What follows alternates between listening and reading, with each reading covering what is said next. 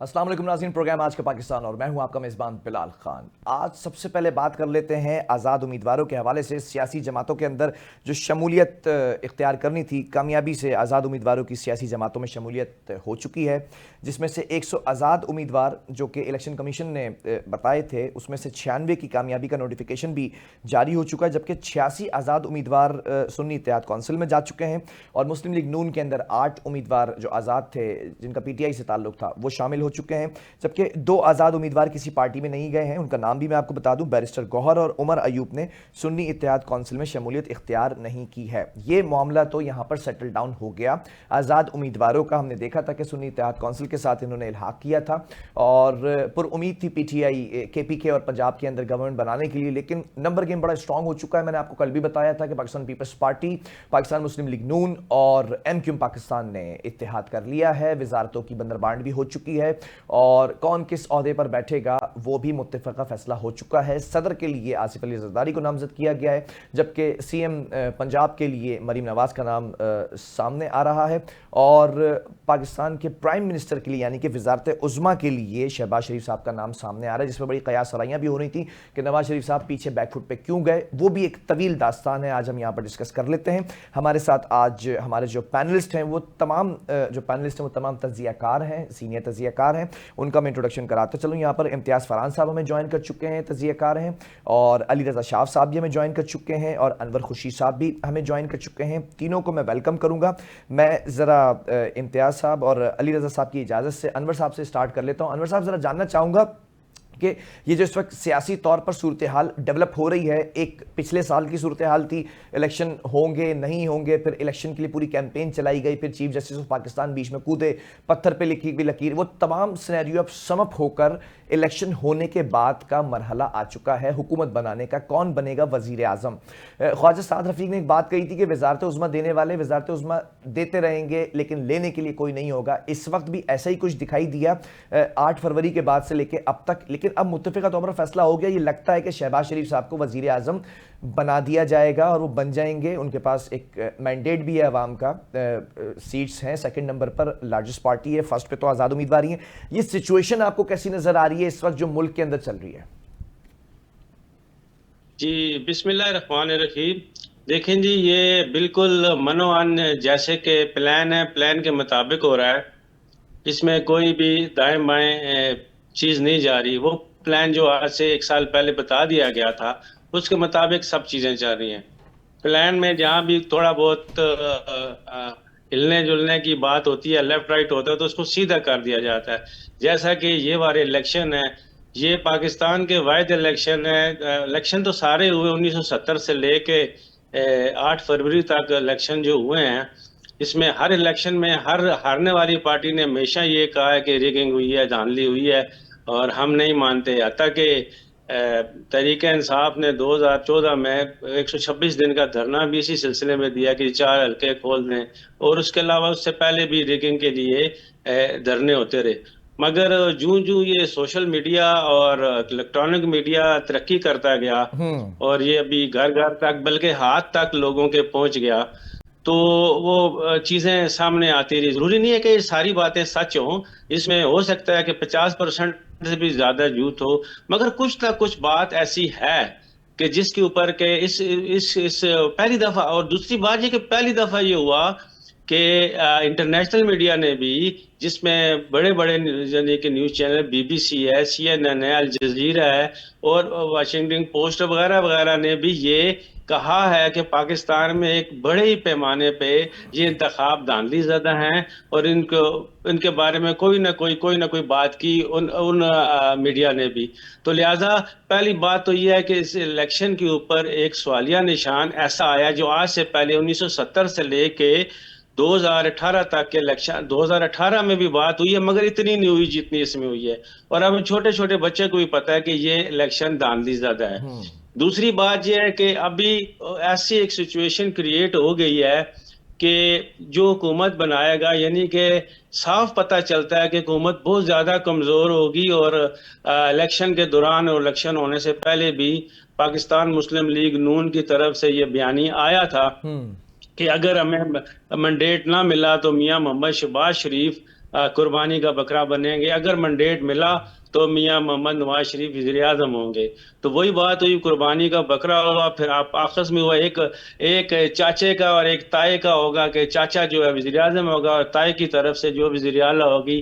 खानदानी जो वो वारसी सियासत है और जो इनहेरिटेड डेमोक्रेसी चल रही है, डेमोक्रेसी तो उसको नहीं कहना चाहिए, पॉलिटिक्स कहना, पॉलिटिक्स चल रहे हैं वही चल रहे हैं। इसी तरह जुल्फ़िकार अली भट्टो होंगे, फिर बेनज़ीर भट्टो होंगी, फिर बिलावल भट्टो होंगी, और फिर अभी उसके बाद इनके बाद इंशाल्लाह इनकी शादी होगी तो उनका बच्चा होगा तो उनको होगा। ये चीज़ इधर से पीपल्स पार्टी की तरफ से चलती रहेगी। तो अच्छा। इसी तरह ये मामला जो है प्लानिंग के तहत हो रहे हैं। और अभी अभी जो लेटेस्ट खबर आई है कि जी जो मखसूस नशिस्तों की बात हो रही है, मखसूस नशिस्तों के बारे में पाकिस्तान तहरीक इंसाफ ने, उसके ज़ाद उम्मीदवारों ने जो सुन्नी तहरीक में अपने शमूलियत अख्तियार की है, और वहाँ पे अभी ये भी, यहाँ पे भी मुझे नहीं लगता कि इनको उस हिसाब से जो मखसूस नशिस्तें ख्वातीन की या दूसरी वो मिलेंगी, मुझे नहीं लगता इनको दी जाएंगी, क्योंकि लंदन प्लान का हिस्सा नहीं होगा तो नहीं मिलेंगी।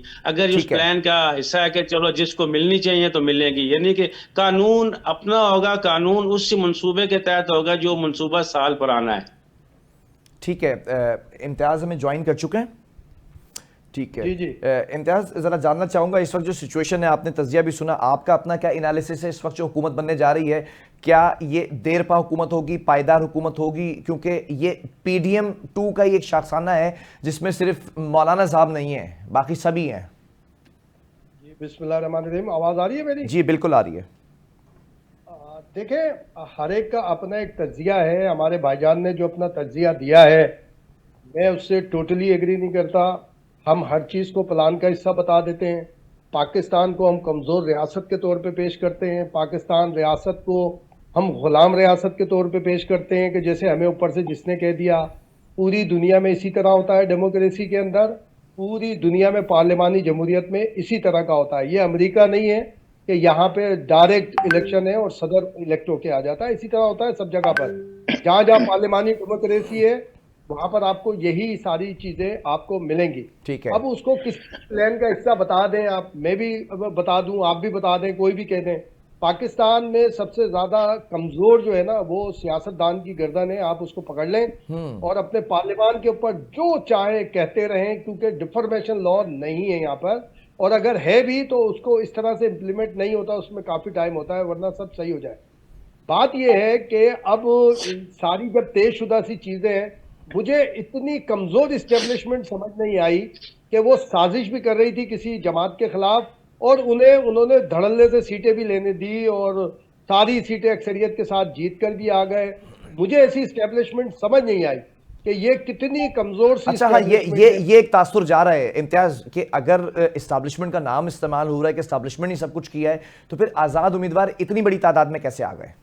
बिल्कुल, ये बिलाल, ये सारी चीजें हैं। हमने तय कर लिया है कि मेरे को रेटिंग कैसे मिलेगी। इस वक्त पाकिस्तान के बड़े बड़े एंकर, बड़े बड़े व्लॉगर शर्मनाक शर्मनाक शर्मनाक जो है ना वो व्लॉग कर रहे हैं और ट्वीट्स कर रहे हैं और अपने क्लिप्स डाल रहे हैं।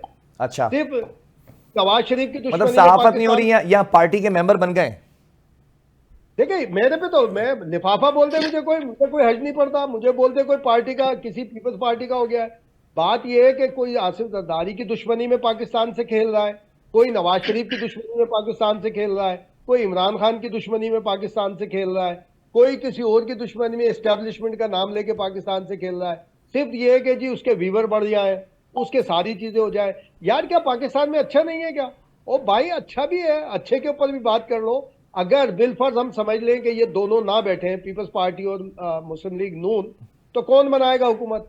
और एक बात आपको और बोल दूं बिलाल, अगर इमरान खान जेल से बाहर होते और ये मुंतखब हो चुके होते मैंने, और इनको जरा भी चांस होता कि ये प्राइम मिनिस्टर बनेंगे, आप यकीन करें एमक्यूएम से भी ये बात करते, पीपल्स पार्टी से भी बात करते, नून से भी ये बात मुझे करते। तो हैरत इस बात पर है कि मौलाना फजल रहमान साहब के खिलाफ पूरा अरसा 10 साल कैंपेन चली है, किन किन नामों से पुकारा गया है, और आज वो बैठे हुए बात करने के लिए असद कैसर साहब की सरबराही में।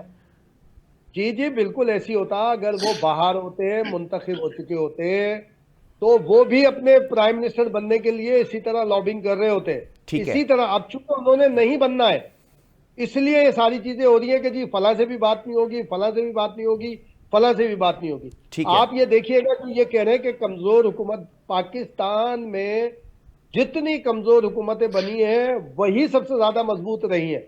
उसकी वजह यह होती है कि कमजोर हुकूमत एहतियात के साथ आगे बढ़ती है, मजबूत हुकूमत कहती है कि मैं ही हूं सब कुछ और मैं, मेरे अलावा कुछ नहीं। नवाज शरीफ उसकी मिसाल है, इमरान ठीक है। खान उसकी मिसाल है। ठीक है। वो मैं सारे उन्होंने अपने अपने सारी मैं जरा चीजें। इस पर भी आऊंगा, एक इनिशियल कमेंट मैं अली रजा इसमें एक जी।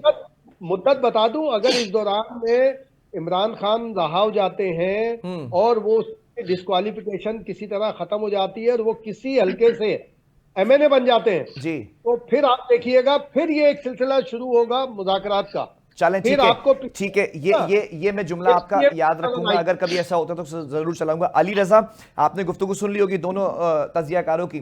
जरा जानना चाहूंगा, इस वक्त जो सिचुएशन आप देख रहे हैं, और ये सिचुएशन ऐसे बिल्ड नहीं हुई है, सिचुएशन पिछले पूरे साल का खमियाजा भुगत रहे हैं, या फिर जो कुछ पिछले साल हुआ है उसमें ये सिचुएशन बिल्ट हुई है, चाहे एमक्यूएम का इंजमाम हो, चाहे वो पीपल्स पार्टी की कैंपेन्स हो पंजाब के अंदर, चाहे वो नून लीग के जो इस वक्त कायद है उनका वापस आना हो, ये तमाम चीज़ें बिल्ट हुई हैं। इस वक्त सिचुएशन क्या नज़र आ रही है? हुकूमत बनती नज़र आ रही है? पीडीएम 2 नज़र आ रही है क्या आपको? जी बिल्कुल बिलाल साहब, बहुत शुक्रिया आपने वक्त दिया। जी बिल्कुल, पीडीएम 2.0 जो है वो तो सबको पता है, बल्कि जो साहिब नज़र लोग थे, जब शहबाज शरीफ साहब का आखिरी दिन था वज़ीर-ए-आज़म हाउस में, तो उन्होंने तो तभी बता दिया था और तभी समझ में आ रहा था कि शहबाज शरीफ साहब जो वज़ीर-ए-आज़म हाउस से जा रहे हैं वो जाने के लिए नहीं बल्कि वापस आने के लिए जा रहे हैं, जिस तरीके से उन्हें वहां से रवाना किया गया था। और पीडीएम 2 ही बननी थी, जिस तरह के मामला थे, जिस तरह जो एक सेटअप बना। आपने देखा कि हमने स्पेशल इन्वेस्टमेंट कौंसल, वो जो सूरतकारी कौंसल बनाई इन्वेस्टमेंट के लिए, उसके तहत आपने पूरा सिस्टम उसके अंदर डाल दिया। आपकी 90% जो इकोनॉमी के मामला आते हैं, इंपोर्ट एक्सपोर्ट्स के मामला आते हैं, प्रोजेक्ट्स के, मेगा प्रोजेक्ट्स के मामला आते हैं, वो सारे उसके अंदर हैं। तो ऐसे में वो जो इनिशिएटिव था, वो जो एक बच्चा है, वो मौजूदा जो आर्मी चीफ है उनका और शहबाज शरीफ साहब का है, ठीक है। वो एक जो इतना बड़ा एक इनिशिएटिव है, उसको चला भी यही सकते हैं। तो इस सूरत हाल में ऐसा मुमकिन ही नहीं था कि कोई और बंदा वहां पर आ जाता और 2/3 मेजोरिटी के साथ या सादा अक्सरियत के साथ आ जाता। ये सारा देखें, हमें लगता है ये क्रिएट किया गया है सारा हमें लगता है ये कि ये ऑर्गेनिक है ये सब कुछ जी, कि किसी को सादा अक्सरियत नहीं मिली या जिस तरह का एक चूचू का मुरब्बा बना, नहीं, ये सारा क्रिएट किया गया है, ये बाकायदा एक स्क्रिप्ट के तहत क्रिएट किया गया है। ठीक है। और ये ना होता अगर इमरान खान साहब सियासतदानों को कमजोर ना करते। मैं इम्तियाज फरहान साहब की बात से 200% एग्री करूंगा कि सियासतदान का गला ही है कि जिसको जब दिल करे आप पकड़ लें, वो हमेशा उसको कमजोर ग्राउंड्स पर रखा गया है। सियासतदान को वो इजी टारगेट रहा है हर लिहाज से, हर तरफ नहीं तो से। सियासतदानों की बड़े सीनियर पॉलिटिशियंस हैं यहाँ पर, क्या आपको नहीं लगता कि एक दूसरे की जातियात पर आ जाते हैं और फिर अगर उनसे कुछ भी कराया जाए वो करने को तैयार हो जाते हैं? लेट मी कंक्लूड, मैं इसी तरफ ही तो आ रहा हूं। तो इसका जिम्मेदार जितना सियासतदान है, सियासतदानों को खिलाने वाले हैं, जिन हाथों में सियासतदान खेलते हैं, ये सब कुछ उन्होंने किया है। देखें, सियासतदान अगर कमजोर ना होता 9 मई से पहले सियासतदान बहुत जो है वो मजबूत ग्राउंड्स पर थे, क्योंकि एस्टेब्लिशमेंट जो थी वो बहुत बैकफुट पर जा चुकी थी। इमरान खान साहब ने, चाहे वो उससे पहले तो नवाज शरीफ साहब जो अपना बयानिया एक वोट को इज्जत दो का जो उन्होंने की तहरीक शुरू की, वो बहुत उनको पुश कर चुके थे। फिर रही सही कसर इमरान खान साहब ने पूरी कर दी थी। लेकिन एक ऐसा वाकया और एक ऐसी जो इमरान खान साहब का की जिद थी कि मुझे लाडला बनाओ, उस चक्कर में उन्होंने तमाम सियासतदानों को इतना कमजोर कर दिया कि आज उनके साथ जो हो रहा है इसके ऊपर कोई भी सियासतदान आवाज नहीं उठा सकता। आवाज अगर किसी ने उठाई है, कोई जसारत की है, तो वो मौलाना फजल रहमान है।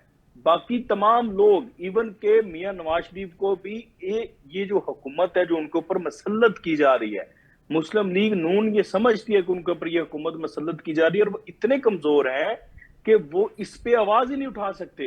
वो चाहकर भी इसकी इसकी जो है वो मुखालफत नहीं कर सकते और उनको मजबूरन ये हुकूमत लेनी पड़ रही है। आप ठीक है। मुस्लिम लीग नून के किसी भी कारकुन से पूछ लें, आप मरकज में हुकूमत ले रहे हैं, आप खुश हैं, वो आपको कहीं किसी सूरत में खुश नजर नहीं आएंगे।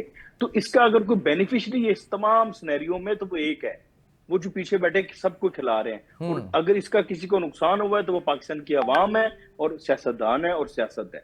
ठीक है, अनवर साहब जरा इस पर भी कमेंट कीजिएगा। आपको याद है जो रावलपिंडी के कमिश्नर का स्टेटमेंट सामने आया, उसमें चीफ जस्टिस के बारे में भी कहा गया, उसमें commissioner election commission of Pakistan के कमिश्नर के बारे में भी कहा गया, ये तमाम चीज़ें थी। फिर आज उन्होंने इलेक्शन कमीशन के अंदर बयान जमा कराया कि ये जो मैंने कुछ कहा था ये कौम से माफ़ी मांगता हूँ, एक गलती हुई थी और किसी के कहने पे कहा था, किसी सियासी जमात के कहने पे कहा था, उसका ताल्लुक 9 मई से, वो रूपोश हुए में।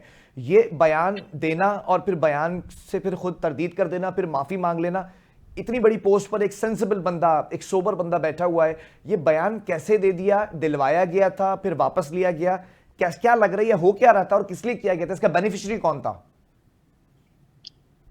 देखिए जी, ये कोई अपना 5 साल 7 साल का बच्चा थोड़ी है जिसने कोई बात की तो थोड़ी देर बाद कहा कि मुझे नहीं पता क्या बात की है।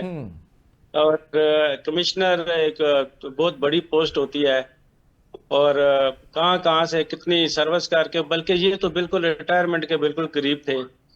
तो उनका जो बयान था और अभी उन्होंने अपना जो बयान बदला है, तो इसमें कोई दो राय हो ही नहीं सकती कि जो फवाद चौधरी का बयान था या जो फयाजुल हसन चौहान का बयान था और बाकी इसके अलावा और असद उमर और बाकी लोगों ने भी बयान दिए हैं, तो इसने भी बयान दे दिया। उसमें कोई बड़ी बात तो है नहीं है कि बयान क्यों था।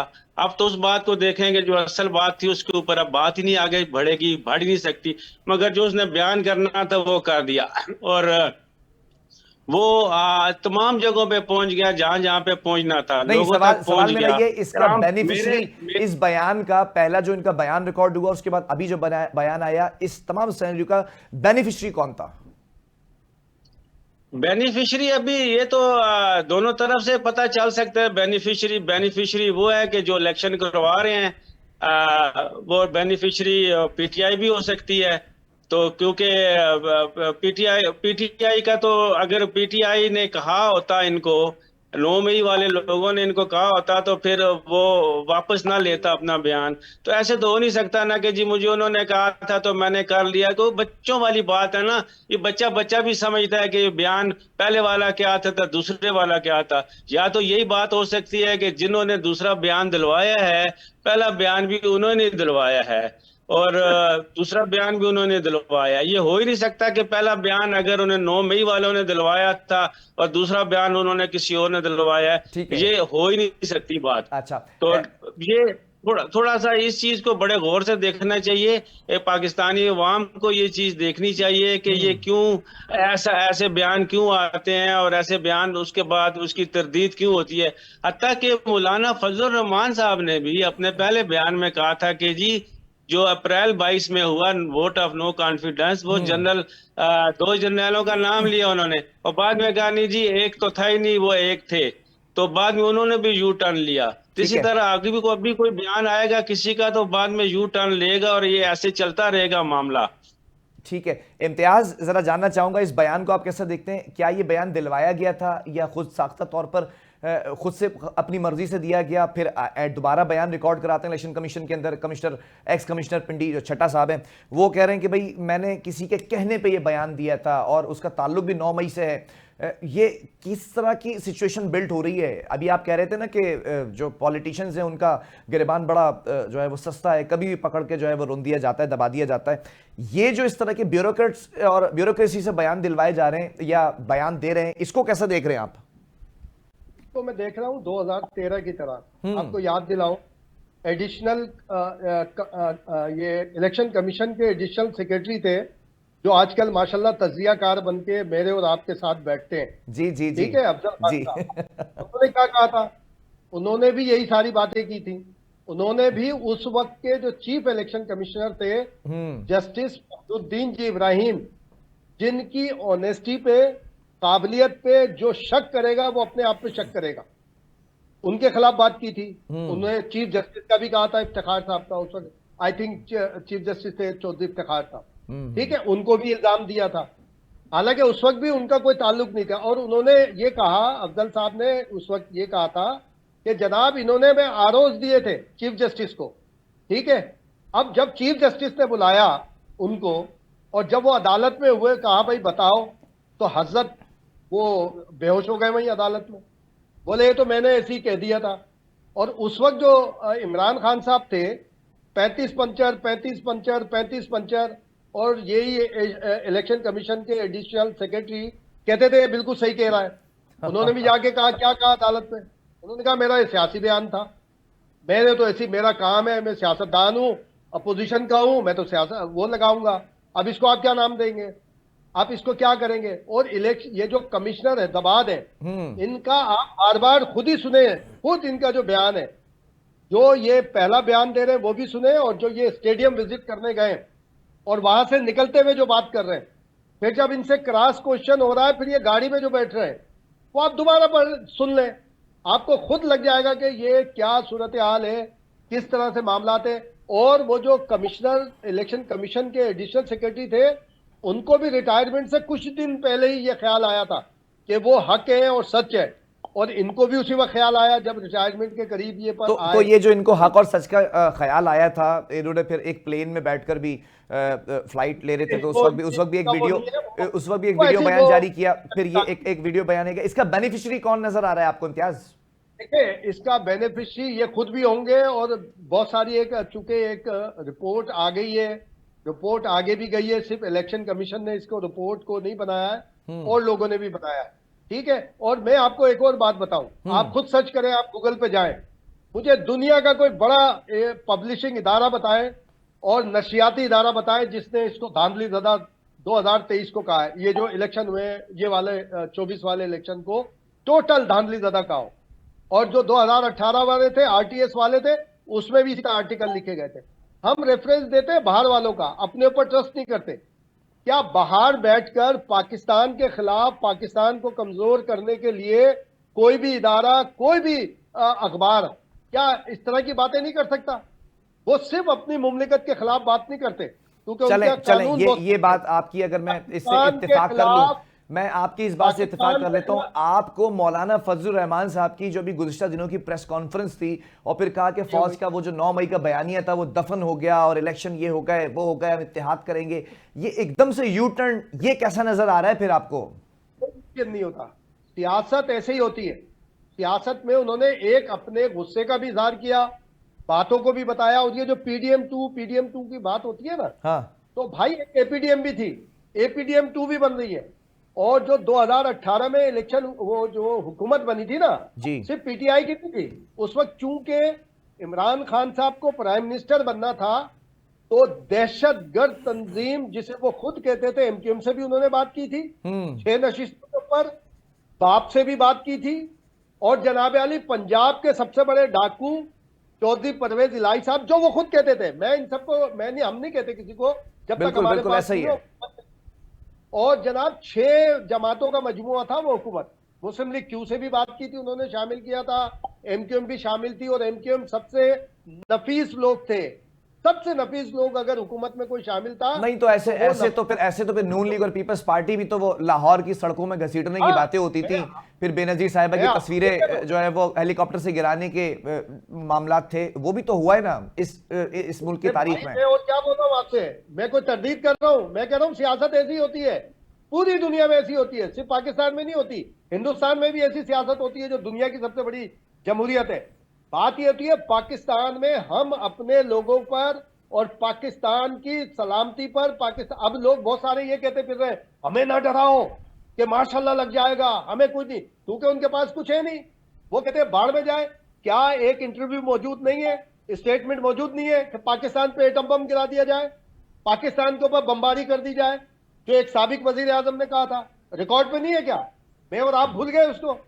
मैं तो नहीं भूला, मैं तो ठीक है। इम्तियाज आपके लिए मेरे पास एक सवाल और है इसी असना के अंदर, मैं जरा अली रजा से भी सवाल कर लूं। अली, ये जो सारी गुफ्तगू आपने सुनी और जो बात हो रही है, ठीक है, सियासत इसी का नाम है, कभी इत्तेहाद होता है, कभी इत्तेफाक होता है, कभी इत्तेफाक नहीं भी होता है, कहीं पर मिलजुल कर बैठ जाते हैं, कहीं पर जो है वो सियासी हरीफ बन जाते हैं, कहीं पर सियासी तौर पर हलीफ बन जाते हैं, लेकिन इन दी एंड अगर आप गवर्नमेंट को और उनकी गवर्नेंस को कंपैरिजन में रखें तो जो पीडीएम थी वो सबके सामने है। अगर यही पीडीएम 2 लॉन्च हो जाती है, जिसमें से माइनस करते हैं मौलाना साहब को, तो आपको लगता है क्या इस वक्त इस साल मुल्क मुआशी तौर पर बहरानी कैफियत से बाहर आ सकेगा? बिलाल साहब, पहले मैं कमेंट करना चाहूंगा कमिश्नर पे थोड़ा सा। प्लीज उस पर भी कमेंट करें। हाँ जी, कमिश्नर साहब, जो साबिक कमिश्नर लियाकत चड्ढा साहब, उनके ऐसे नहीं वो उन्होंने तरदीद की, और उससे पहले जो उन्होंने किया है, आप पाकिस्तान तहरीक इंसाफ बाकायदा प्लान करके चलती है, और इमरान खान साहब ने जेल से कहा था कि मेरे पास प्लान सी और डी है, और मैं बताऊंगा नहीं, अगर मैंने बता दिया तो वो बंदे उठा लिए जाएंगे। अच्छा। ये इमरान खान साहब के जर्नलिस्ट इन्होंने गुफ्तगू की थी इलेक्शन से 2-4 दिन पहले। जी, मुझे याद है। मेरे प्लास पे प्लान सी और डी है, अगर मैंने बता दिया तो बंदे उठा लेंगे, ये उन्होंने बाकायदा कहा था। और वो कौन सा बंदा था जिसको उन्होंने उठाने की बात की थी? वो यही थे, कमिश्नर साहब ही थे, इन्होंने ही बताना था। अच्छा। ये सारी ये अब कमिश्नर साहब क्यों अपने बयान से पीछे हट गए और एकदम से जो है वो इनकी तमाम जो चीजें हैं, वो जो सारा प्लान है वो सारा ट्रेस हो गया है, बल्कि बाकायदा फुटप्रिंट्स मिल गए हैं लोगों को, फॉरेंसिक हुए हैं अदारों ने। वो जो फरान साहब ने बताया कि एक तहकीकात तो इलेक्शन कमीशन कर रहा है, एक तहकीकात दूसरा अदारा कर रहा है, जो दूसरा अदारा तहकीकात कर रहा है वो उनके हाथ सब कुछ लग चुका हुआ है। वो कमिश्नर साहब की ऐसी ऐसी गैर इखलाकी चीजें लगी हैं कि जिनसे मुझे ये लगता है, मेरी इंफॉर्मेशन है कि उन चीजों की बुनियाद पर कि ना सिर्फ कमिश्नर को एक तो ये कि उसको तो ये कहा गया तुम रिटायर हो गए तो तुम्हें केपीके में किसी अदारे का सरबराह लगा देंगे, वफाकी मोहतसब, सूबाई मोहतसब लगा देंगे। इसके अलावा उसकी कुछ ऐसी चीजें थी जिनकी बुनियाद पर, जो कि इल्जाम ये दूसरों पर लगाते हैं, कुछ वीडियोस की बुनियाद पर उसको ब्लैकमेल किया गया। वो कमिश्नर साहब का जो किरदार है मुबैना तौर पर काफी जो है वो इखलाक से गिरा हुआ। सर अब तो उनके असासों पे बात हो रही है, असासे अब निकलना शुरू हो गए हैं, आज ही की खबर है।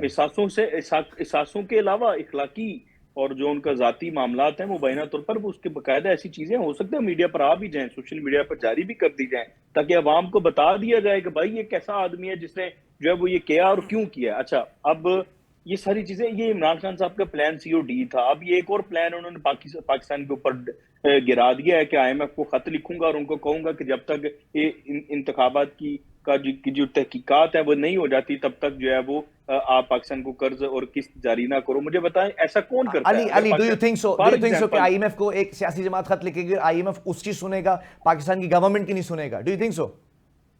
बिलाल खान साहब, ऐसा हो, आप असरअंदाज तो हो रहे हैं ना, आपके पास लॉबिंग फर्म्स है बाहर बैठी हुई जो आपके लिए काम कर रही हैं। ये जो अभी आर्टिकल्स लिख रहे हैं, ये जो इंटरनेशनल अखबारों में आर्टिकल आ रहे हैं कि पाकिस्तान में जब धांधली, कहाँ, उनको कैसे पता चला है? कौन बता रहा है उनको? ये जो इतने अरबों डॉलर्स लगाकर, करोड़ों डॉलर्स लगाकर जो वहां पर लॉबिंग फर्म्स बाकायदा इलेक्शन के लिए अलग से लॉबिंग। अच्छा, जिस हल्के से आप जीत जाते हैं वहां पर धांधली नहीं हुई है, जिस हल्के से आप नहीं जीतते सिर्फ धांधली वहां पर होती है। सर, ये बाकायदा बयानिया बनाया जा रहा है इंटरनेशनल सतह पर, तो असरअंदाज तो आप हो रहे हैं। मुझे बताएं कौन सा ऐसा, एक लार्जेस्ट पार्टी है, बाकायदा ये ऑपोजिशन में बैठ रहे हैं, इनके पास कायमा कमेटियों के ओहदे इनको मिल सकते हैं, बहुत कुछ होना है।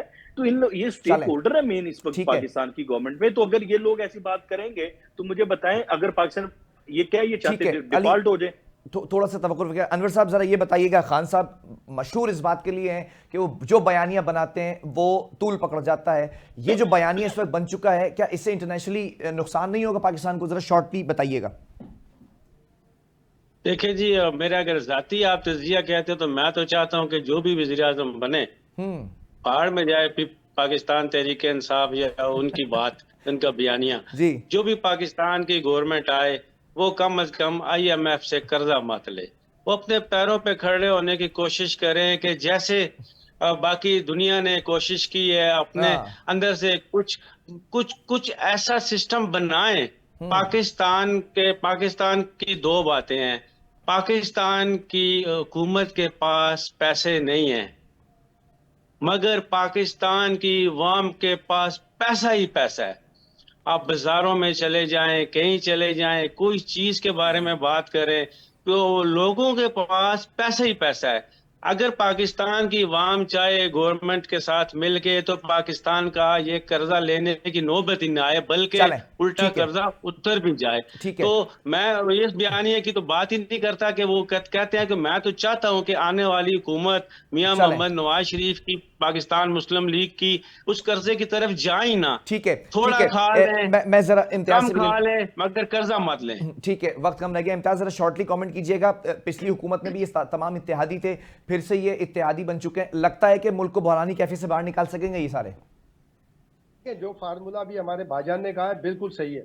इस वक्त माहौल ऐसा बना हुआ है कि पूरे पाकिस्तान की पब्लिक को, आवाम को IMF के खिलाफ सड़कों पर निकालना चाहिए। ठीक है, वेरी गुड। और जिस तरह की शराइत पे वो कर्ज दे रहा है उससे 20% की शराइत के ऊपर चलें। हमारे पाकिस्तान के बिजनेसमैन पाकिस्तान के आम आदमी को ओपन करें कि आप ठीक है। इतने पैसे दें, इतने पैसे देंगे, चलें। इतना परसेंट आपको उस पर बेनिफिट मिलेगा। ठीक है, ये आईएमएफ से बिल्कुल छुटकारा, सही। आईएमएफ से छुटकारा होना चाहिए। बहरहाल बहुत शुक्रिया आप तीनों मौजूद मेहमानों का, क्योंकि वक्त बिल्कुल कम रह चुका है, कमर्शियल की तरफ जाना है।